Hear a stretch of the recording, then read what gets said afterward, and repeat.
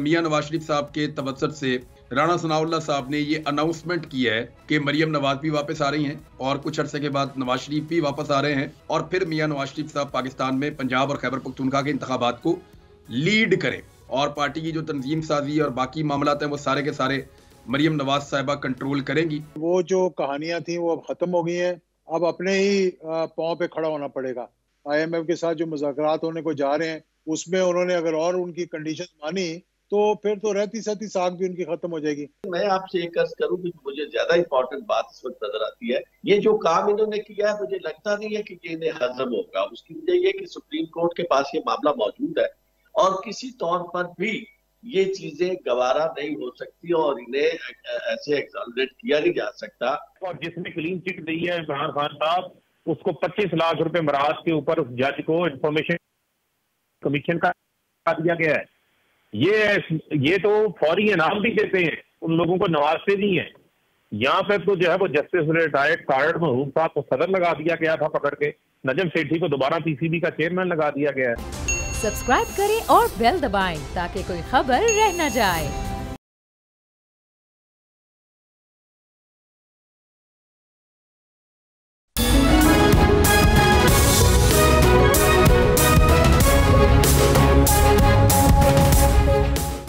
बिस्मिल्लाहिर्रहमानिर्रहीम, अस्सलाम वालेकुम नाज़रीन, आप बोल न्यूज़ देख रहे हैं। मैं इमरान रियाज खान हूँ। आज बहुत इंपॉर्टेंट खबरें हैं और बड़ी खबरें हैं। जो लोग बज़ाहिर लगता था कि इलेक्शन में नहीं जाना चाहते या इलेक्शन नहीं लड़ना चाहते, अब उनकी नीयत बदल रही है और मियां नवाज शरीफ साहब के तवज्जुद से राणा सनाउल्लाह साहब ने ये अनाउंसमेंट किया है कि मरियम नवाज भी वापस आ रही हैं और कुछ अरसे के बाद नवाज शरीफ भी वापस आ रहे हैं और उनको कोशिश की जाएगी कि उनको गिरफ्तार ना किया जाए, बल्कि जो कानूनी पेचीदगियाँ उनको दूर करके मियां साहब को बाइज्जत तरीके से लाहौर एयरपोर्ट पे उनका वालिहाना इस्तकबाल किया जाए और फिर मियां नवाज शरीफ साहब पाकिस्तान में पंजाब और खैबर पख्तूनख्वा के इंतखाबात को लीड करें। मरियम नवाज साहिबा के इख्तियारात बढ़ा दिए गए हैं और पार्टी की जो तंजीम साजी और बाकी मामलात हैं वो सारे के सारे मरियम नवाज साहिबा कंट्रोल करेंगी। पार्टी में कुछ बेचैनी भी है इस बात को लेकर कि तमाम ओहदे और तमाम ताकतें चाहे हुकूमत में हो या अपोजिशन में हो, वो सिर्फ एक ख़ानदान क्यों इंजॉय करता है। बहरहाल ये उनकी पार्टी का इंटरनल मामला है, लेकिन पाकिस्तान की क्योंकि एक बड़ी पॉलिटिकल पार्टी है तो इसमें बार बार डिस्कस होता है कि इस पार्टी में जमहूरियत बिल्कुल नहीं है। फैमिली का एक छोटा बच्चा भी अगर सियासत करना चाहता है तो पार्टी के पुराने जो लीडर्स हैं उनको उसके पीछे हाथ बांध कर खड़ा होना पड़ता है। छोटे छोटे बच्चों के पीछे ये पार्टी जो रवायती पॉलिटिकल पार्टीज़ हैं वो चलती रही हैं और आइंदा भी यही रवायत ऐसा लगता है कि कायम रहेगी। मेरे साथ जो मेहमान मौजूद हैं उनमें आरिफ चौधरी साहब मौजूद हैं, हमारे साथ फ़ारूक हबीब साहब मौजूद हैं और इजाजुल हक साहब मौजूद हैं। जी इजाजुल हक साहब, पहला सवाल मेरा आपसे है कि इस वक्त जो पॉलिटिकल सिनेरियो है, ना चाहते हुए भी PDM की जमातों को इंतखाबात में जाना पड़ेगा और इससे पहले जब हम आपसे भी बात कर रहे थे और दीगर लोगों से भी हमने माजी में बात की थी तो सबका ख्याल ये था कि पाकिस्तान की एस्टेब्लिशमेंट और पाकिस्तान के निज़ाम को अलग अलग फेजेस में इंतखाब जो है वो सूट नहीं करेगा। तो क्या आपको लगता है कि अब सूबाई असम्बलियों का इंतखाब, क्योंकि देखें असम्बलियों की तहलील को 8 दिन हो गए हैं और थोड़े दिनों के बाद तो ये इम्कान भी ख़त्म हो जाएगा क्योंकि 90 डेज़ के अंदर यहाँ पे इलेक्शन होना है। तो क्या पूरे पाकिस्तान में एक साथ इलेक्शन होने का अभी भी आपको इम्कान लगता है या अब सूबाई असम्बलियों के इलेक्शन अलग होंगे?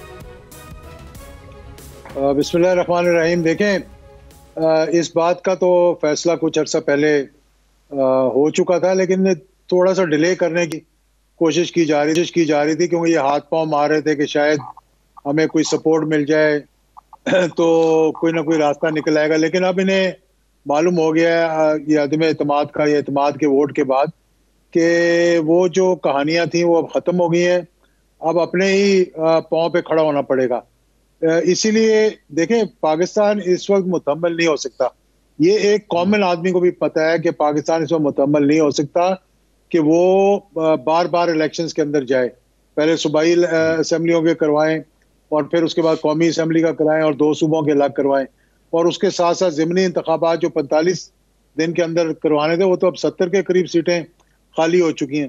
तो ये अब हर किसी को मालूम है, ये कन्वे हो गया है PMLN को भी और PDM को भी कि आप तैयारी करें अब और इसलिए ही इन्होंने अब ये आपने देखा राणा सनाउल्लाह ने भी कहा है कुछ कोई लोग वापस आ रहे हैं। और पीडीएम का अब जो मेन इशू था, पीडीएम मेरा मतलब है कि पीपल्स पार्टी का और पीएमएलएन का मेन इशू ये था कि अपने केसेस खत्म करवाए जाएं, उसके बाद देखें कि क्या होता है। वो उन्होंने अचीव कर लिया।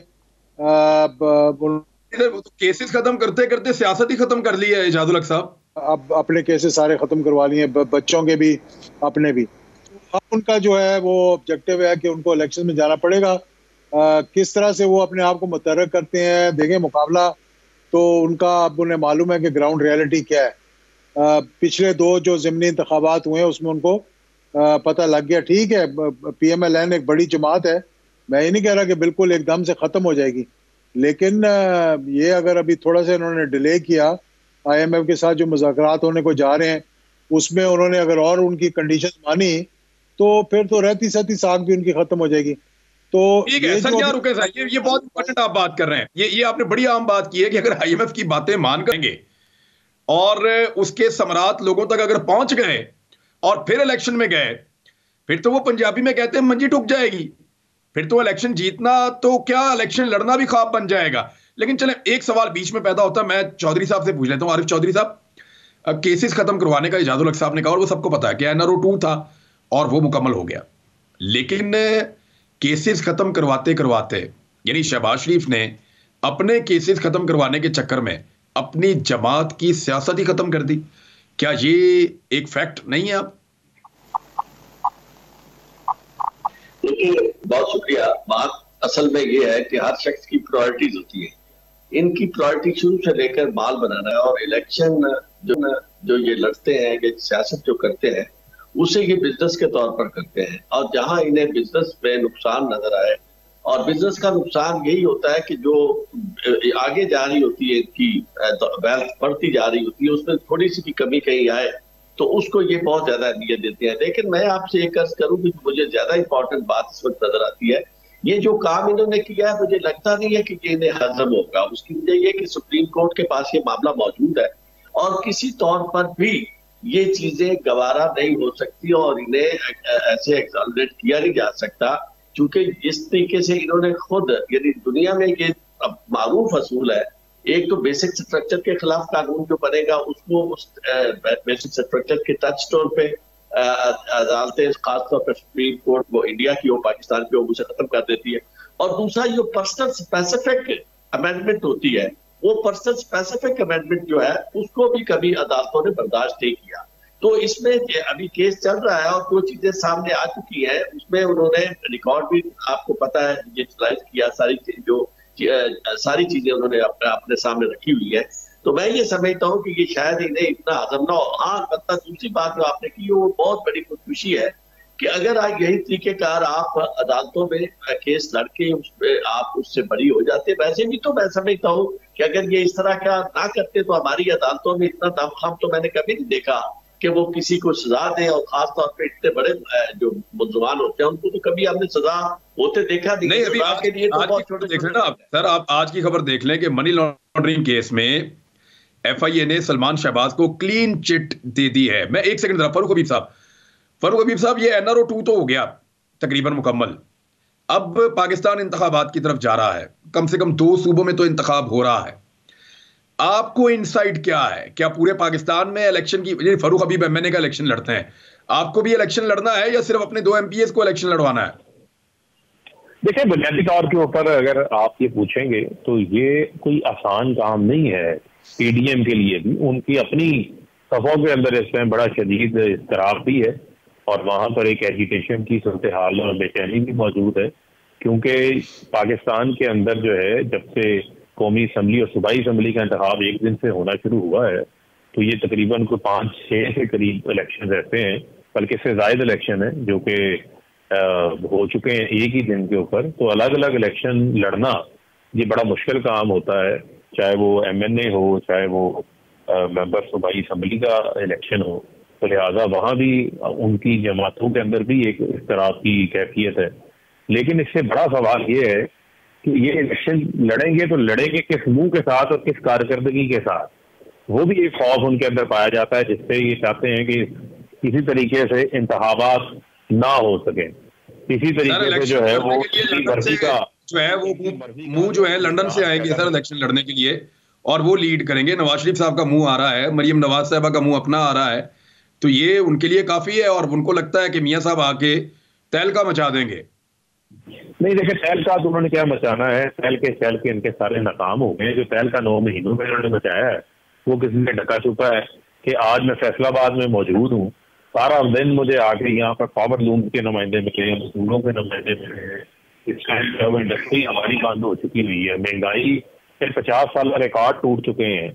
यहाँ पर आटा लोगों को 150 रुपए किलो के ऊपर जो है वो दस्तयाब नहीं है।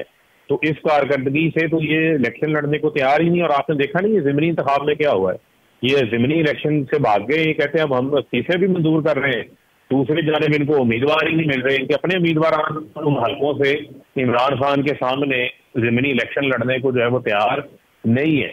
तो ये वो सारी सूरत हाल है जहाँ पर उन्होंने मुल्क को अदम इस्तेहकाम के दहाने पर ला के खड़ा कर दिया है।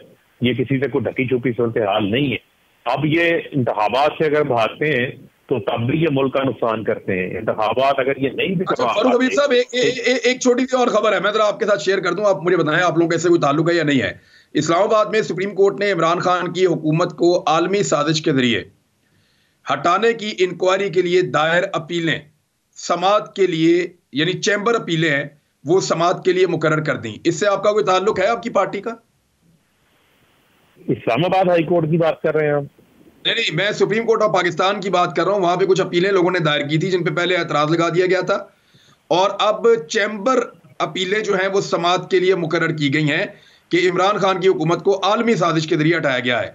ये इसका आप लोगों के साथ कोई ताल्लुक है या फिर ताल्लुक मुस्तकबिल में बनाया जाएगा? देखिए, अभी तो ऐसा जो है वो मेरे पास कोई इतला नहीं है कि हमने इस हवाले से कोई बराह रास्त अपील जो है वो कोई हमारी तरफ से दायर नहीं हुई।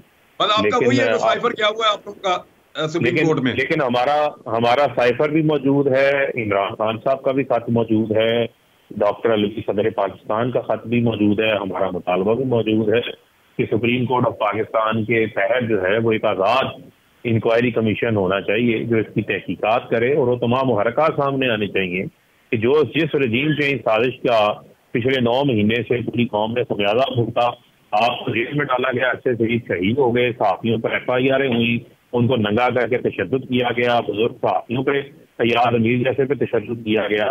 तो इसी तरीके से इंसानी हकूक की खिलाफ वर्जियाँ की गई। और आज जो फरमान शहबाज बरी हुए हैं, अरशद शरीफ को क्यों शहीद किया गया, आपको जेल में क्यों डाला गया, क्यों सहाफियों के ऊपर सख्तियां आई, क्यों चैनल्स के ऊपर पाबंदियां लगाई गई? क्योंकि आप चोरों की चोरी पे आंखें बंद करने को तैयार नहीं थे। इमरान खान पे कातलाना हमला क्यों हुआ? क्योंकि इमरान खान NRO 2 देने को तैयार नहीं था। इमरान खान जो है वो इनसे हाथ मिलाने को तैयार नहीं था। इमरान खान पे भी कातलाना हमला हो गया, डॉक्टर रिजवान की मौत हो जाती है, मकसूद चपड़ासी जो कि शरीक मुलजिम था, जो कि दुबई फरार खुद कराया हुआ था, उसको वहां पे हार्ट अटैक हो जाता है, सेम जिस तरह डॉक्टर रिजवान को हार्ट अटैक होता है। तो ये वो पैटर्न है जो ना माने। और ये वही केस है जिसके अंदर शहबाज शरीफ साहब के बेटे आज क्लीन चिट हासिल कर चुके हैं, सलमान शहबाज साहब। यानी वो अरबों रुपए का कोई हिसाब किताब नहीं है। और जिसने क्लीन चिट दी है इमरान खान साहब, उसको 25 लाख रुपए मराज के ऊपर उस जज को इंफॉर्मेशन कमीशन का दिया गया है। ये तो फौरी इनाम भी देते हैं, उन लोगों को नवाजते नहीं है। यहाँ पे तो जो है वो जस्टिस रिटायर्ड कारड महबूब साहब को सदर लगा दिया गया था पकड़ के, नजम सेठी को दोबारा PCB का चेयरमैन लगा दिया गया है। यहाँ सहाफियों को नवाजने का, एम्बेसडर लगाने का, किसी को नॉर्वे का एम्बेसडर लगा दिया था, किसी को किसी मुल्क का एम्बेसडर लगा दिया था। ये डॉक्ट्रिन रही है, जो इनके लिए काम करता उसको यहाँ नवाजते रहे। ये राना शमीम जो थे, इनको गिलगित बल्तिस्तान का जब जज लगाया था इन्होंने, उनको चीफ जस्टिस सुप्रीम कोर्ट का, तो इसी बुनियाद के ऊपर लगाया था कि इनको उन्होंने फेवर दी। ये इनकी तारीफ है, वो तारीफ किसी से ढकी छुपी नहीं है। जस्टिस रमदे को देख लें, मुस्तफा रमदे, उनके बेटे को एडवोकेट देने को पंजाब लगा दिया था उन्होंने पकड़ के 2013 के इंतखाबात में जो मामला मैनेज उन्होंने किए थे। ये तो इनकी पूरी तारीख बड़ी बड़ी है, ये इसी तरह मैनेज करते हैं चीजों को बैठ के।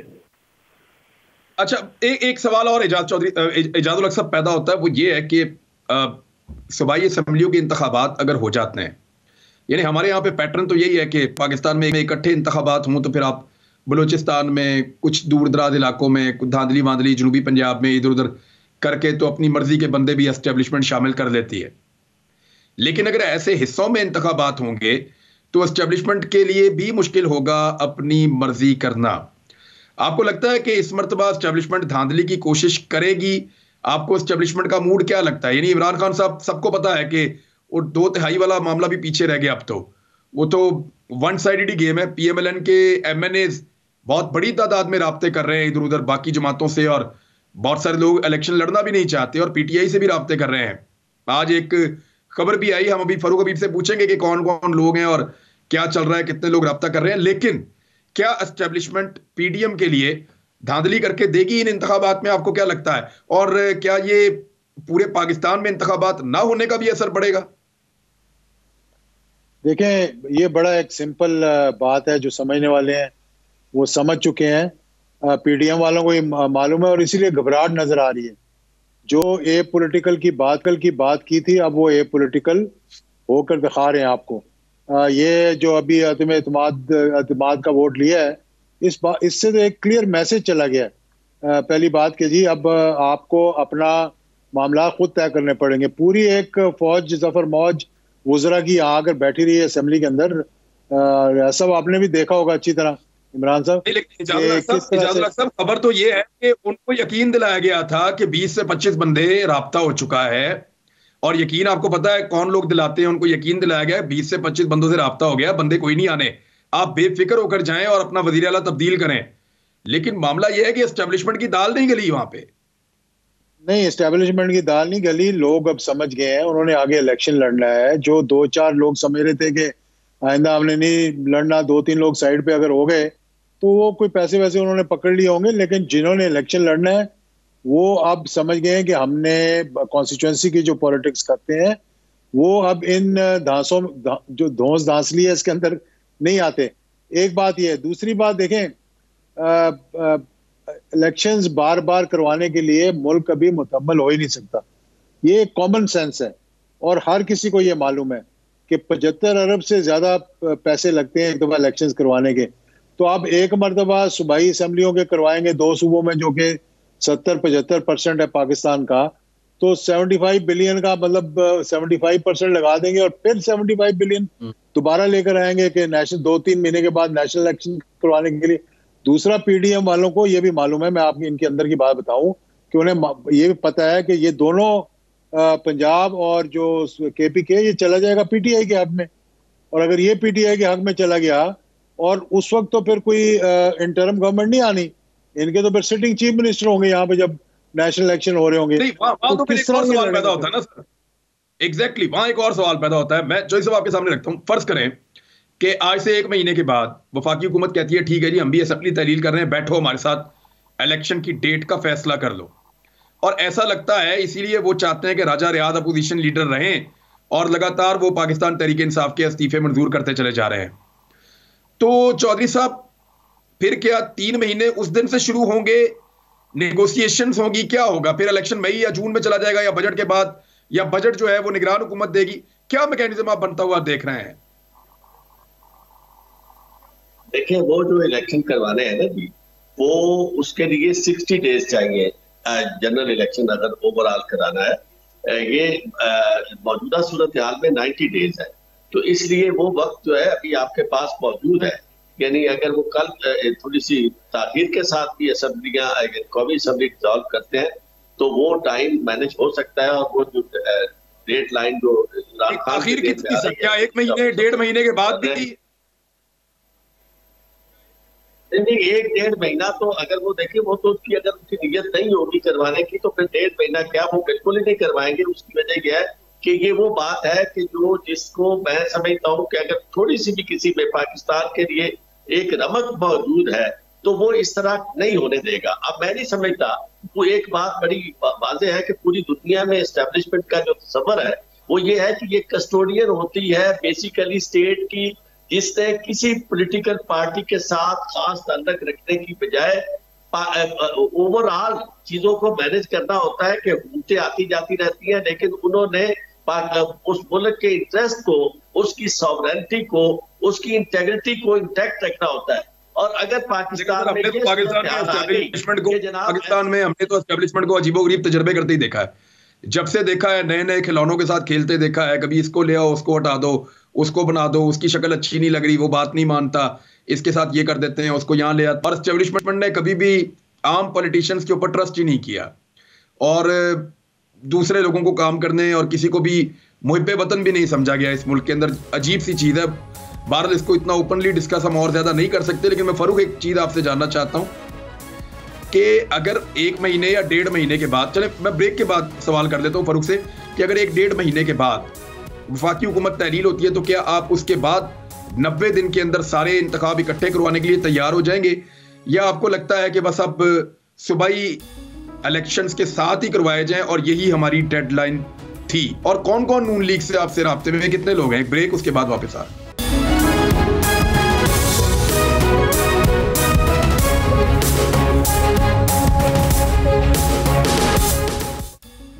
Welcome back Nadreen. जी फरूक हबीब साहब, कौन कौन राब्ते में, कितने लोग राब्ते में और क्यों राब्ते में हैं, और आप उनसे क्या चाहते हैं? यानी ये तो वही सारा कुछ है कि पहले रजीम एक चेंज हुआ, अब आप दोबारा चेंज कर दें, यानी पहले बंदे उधर भाग रहे थे, अब बंदे इधर भाग जाएं।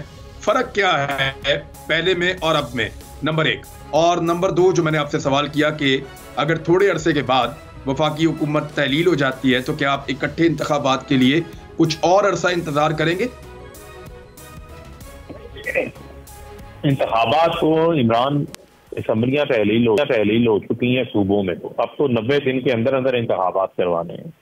अब आप ये देख लें कि अगर कौमी असम्बली के भी इंतखाबात का मामला तय हो जाता है तो इलेक्शन कमीशन के पास इतना टाइम होगा कि दोनों इंतखाबात सूबाई असम्बलियों के और कौमी असम्बली का इंतखाब जो है वो एक दिन के अंदर हो सकता है।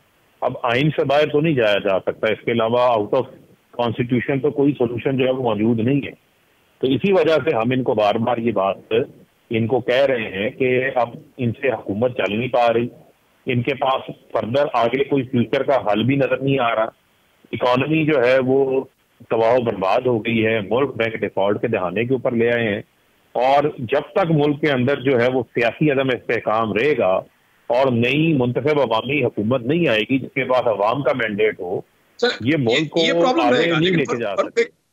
पर ये प्रॉब्लम तो सबको पता है कि 8 महीने में 9 महीने में सबने देख लिया कि सियासी अदम इस्तेहकाम है, उसकी वजह से आपकी इकॉनमी जो है वो उठ नहीं पा रही। ये प्रॉब्लम है और अब इसको सारे समझते हैं। इशू ये है कितना वेट कर सकते हैं, यानी अगर वो नहीं करते तो फिर दोनों को अलग अलग इलेक्शन लड़ने के लिए आप तैयार हैं?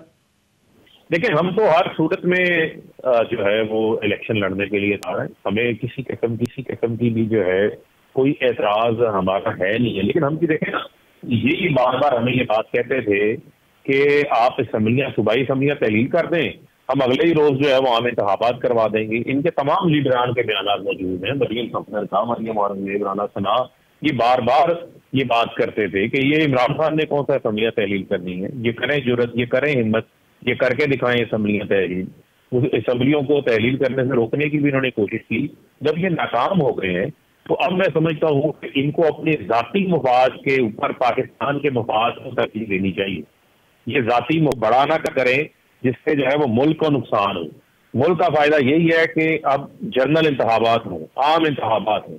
अभी टाइम मौजूद है, उसमें भी फैसले हो सकते हैं। इस मुल्क में 45 रोज के अंदर भी आम इंतखाबात हुए, 60 रोज के अंदर भी। फरूक साहब एक चीज और बताइएगा। एहसन इकबाल साहब ने कहा है कि आम इंतखाबात इस साल अक्टूबर में ही होंगे। उसकी वजह वो ये बता रहे हैं कि मुश्तरका मफादात कौंसिल जो CCI है उसकी करारदाद के मुताबिक होंगे और मर्दमशुमारी के नताइज अप्रैल तक आएंगे, और उसके बाद इलेक्शन कमीशन को नई हल्का बंदियों में जो है वो टाइम लगेगा, लगभग 4 महीने उनको और लग जाएंगे। ये तो इलेक्शन कमीशन ने पिछले साल नहीं किया था सारा काम। ये क्या है एक्चुअली, अगर आपके नॉलेज में है तो ये बताएं ना। देखिए, टेक्निकलिटीज के पीछे छुपने वाला मामला है। अभी तो मर्दमशुमारी जो है वो शुरू ही नहीं हुई।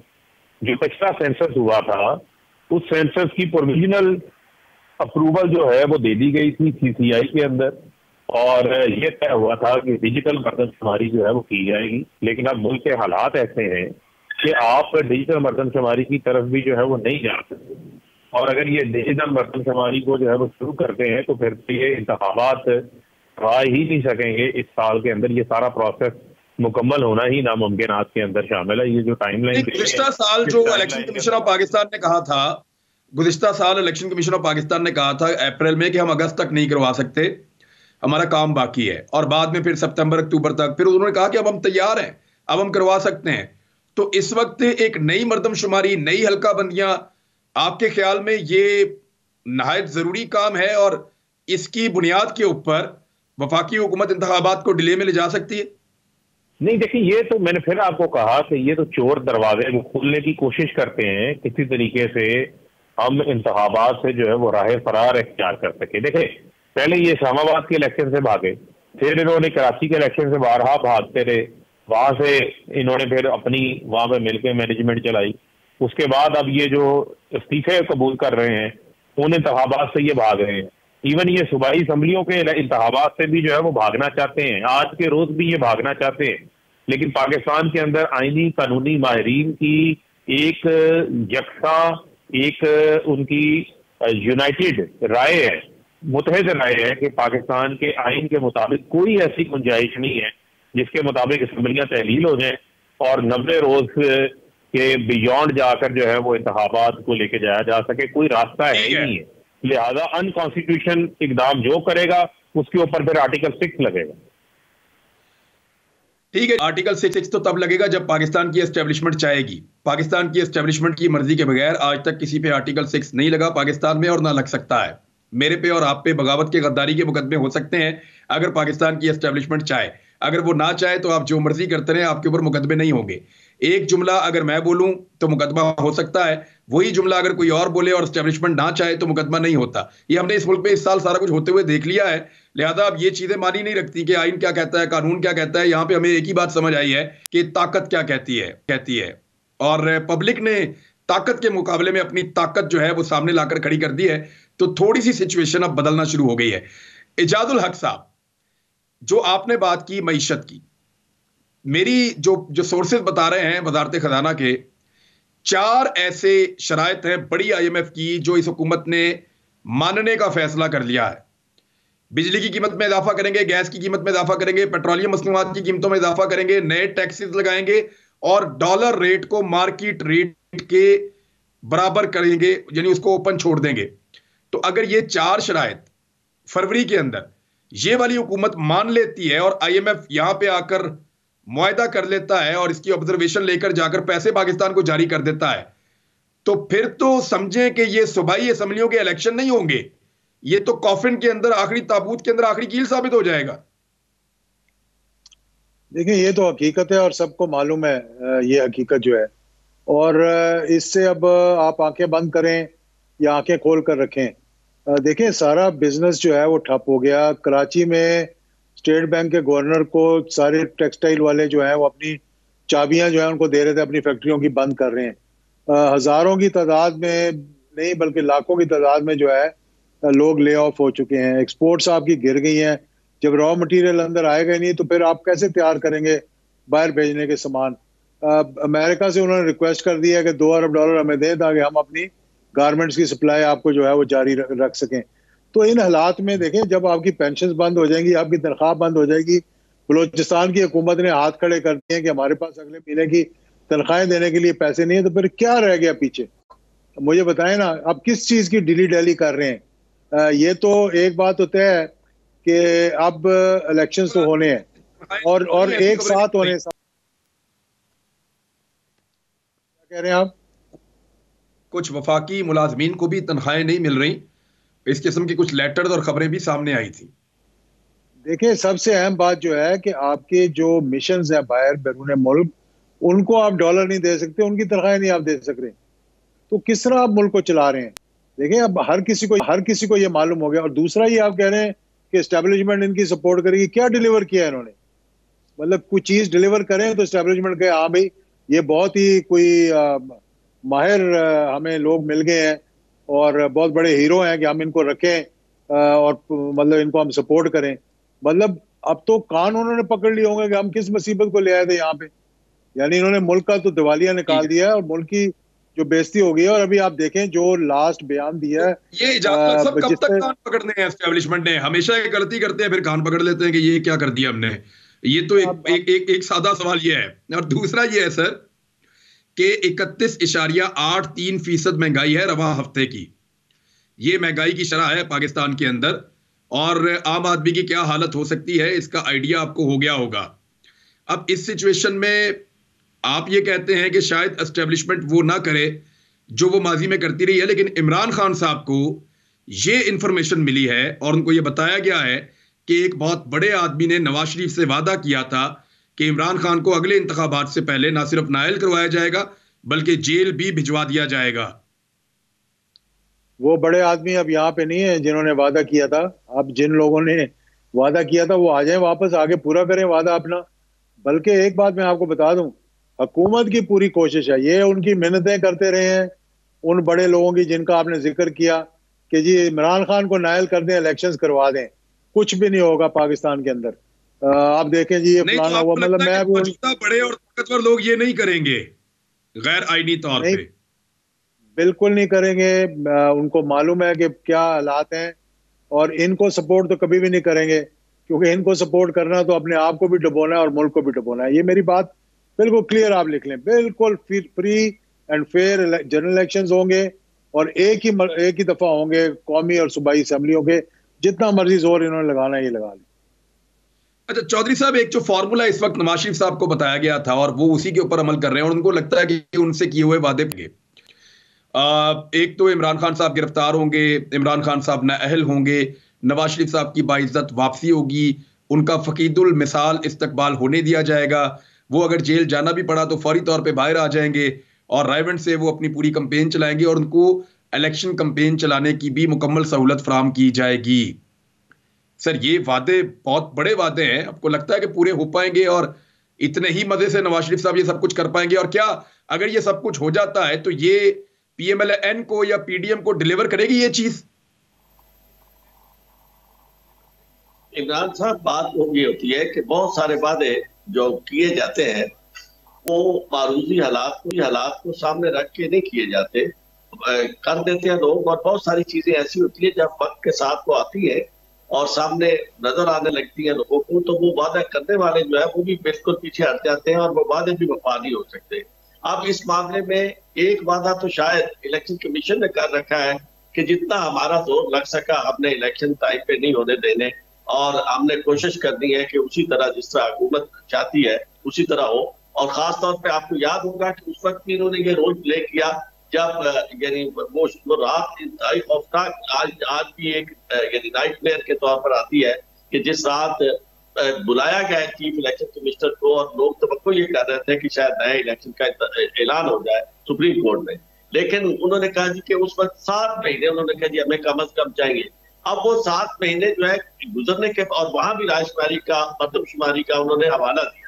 तो अब अगर वो मरदमशुमारी और जो सारी चीजें 7 महीने में नहीं हो सकी तो अब फिर वो क्या करेंगे? और दूसरी बात बड़ी इंपॉर्टेंट है, वो ये है कि जो इलेक्शन कमीशन ये कहता है कि कानून आइन के मैंडेट के अंदर रहते हुए वो इलेक्शन नहीं करवा सकता, वो उसी दिन अहल नहीं रहता इलेक्शन चीफ इलेक्शन कमिश्नर और इलेक्शन कमीशन के मेंबरान, इसलिए कि उनकी ये आईनी जिम्मेदारी है कि जब कोई सीट खाली हो तो 90 डेज के अंदर, और जनरल इलेक्शन जो है वो भी विद 60 डेज उन्होंने करवाने हैं अगर सारी असेंबली जो है डिसॉल्व हो जाए।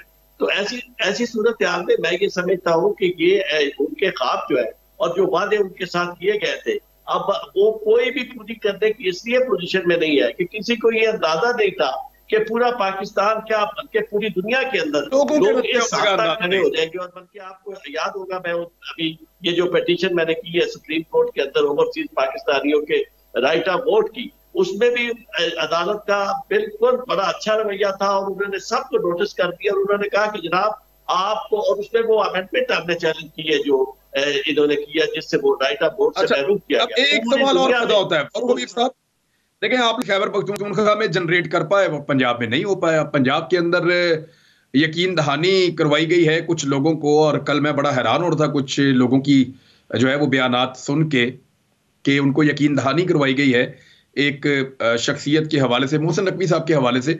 तो आपको लगता है कि पंजाब में इलेक्शन कमीशन का जो फैसला है, फवाद चौधरी साहब ने तो उम्मीद का इजहार किया है कि वो बेहतर फैसला करेंगे, लेकिन क्या आपको लगता है कि बेहतर फैसला हो जाएगा? और अगर फैसला आपके खिलाफ आएगा तो क्या आप उस पर रेजिस्ट करेंगे या फिर आप कंटिन्यू करेंगे? नहीं, देखें, बात यह है कि जो निगरान सेटअप होता है उसकी आईनी तौर के ऊपर जो बेसिक बुनियादी स्पिरिट है, वो स्पिरिट ये है कि निगरान सेटअप जो है वो गैर जानिबदार होना चाहिए। लेकिन आप ये बताएं कि जो दो नाम इनकी तरफ से लाए गए हैं वो दो नाम तो बिल्कुल गैर जानिबदार नहीं है। एक बिल्कुल शहबाज शरीफ के मौजूदा एडवाइजर भी हैं, रिजाइन भी। दो नामों ने तो माजरत कर ली है ना, दो नामों ने तो मुबैना तौर पे माजरत कर ली है। नहीं, माजरत कोई नहीं की, वो वहीं पे है। लेकिन इलेक्शन कमीशन के सामने फैसला करते वक्त मेयार क्या होना चाहिए? सबसे बुनियादी प्राइमरी मेयार इंतखाबात की शफाफियत के लिए लाज़िम मलज़ूम वो ये है गैर जानिबदार होना। वहां से नाम जो आए हैं उसका मतलब तो ये है कि शहबाज शरीफ, हमजा शहबाज, सुलेमान शहबाज, मरियम को खुद बना दे निगरान वज़ीर आला पंजाब, तो फिर तो आपको नजर आ जाएगा कि किस किस्म का निगरान सेटअप जो है वो यहाँ पर लाना चाहते हैं। लिहाजा इलेक्शन कमीशन की जो कोई साख रह गई है, तो बची कुची साख रह गई है, वो भी स्टैंप हो जाएगी अगर वो इस किस्म का को फैसला लेते हैं। जो शख्सियात ऑलरेडी कंट्रोवर्शियल हैं, जानिबदार हैं। मोहसिन नकवी का किसको नहीं पता, रजीम चेंज साजिश में मास्क लगाकर मुंह छुपा कर वो जरदारी के आगे पीछे जो है वो नजर आते रहे हैं। उसके बाद ये लंदन के अंदर सारे मुशावरती अमल के अंदर बिल्कुल नजर आते रहे आपको, नवाज शरीफ के दफ्तर के अंदर भी, बाहर निकलते हुए भी, और फिर जो उनके ताल्लुकात हैं जरदारी के साथ जगह छुपे तो नहीं है। जी फारूक हबीब साहब, वक्त हमारा खत्म हो गया, बहुत शुक्रिया आपका, थैंक यू वेरी मच। बाकी मेहमानों को भी बहुत शुक्रिया। नाज़रीन, मुलाकात होती है कल एक नए प्रोग्राम के साथ, अपना ख्याल रखिएगा, अल्लाह हाफिज।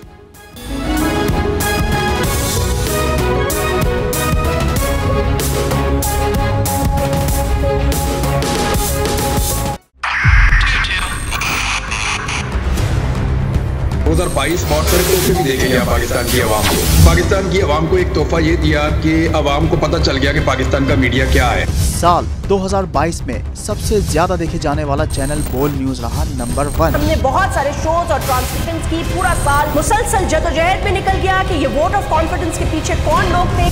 तोड़े रेटिंग के सभी रिकॉर्ड। सोशल मीडिया पर भी सबसे ज्यादा तेजी से 2.4 बिलियन व्यूज का संगे मील अबूर किया। एंकर्स को भी आवाम में सबसे ज्यादा मकबूलियत मिली और सोशल मीडिया पर भी बोल रहा सब पर भारी। सब्सक्राइब करें और बेल दबाएं ताकि कोई खबर रह न जाए।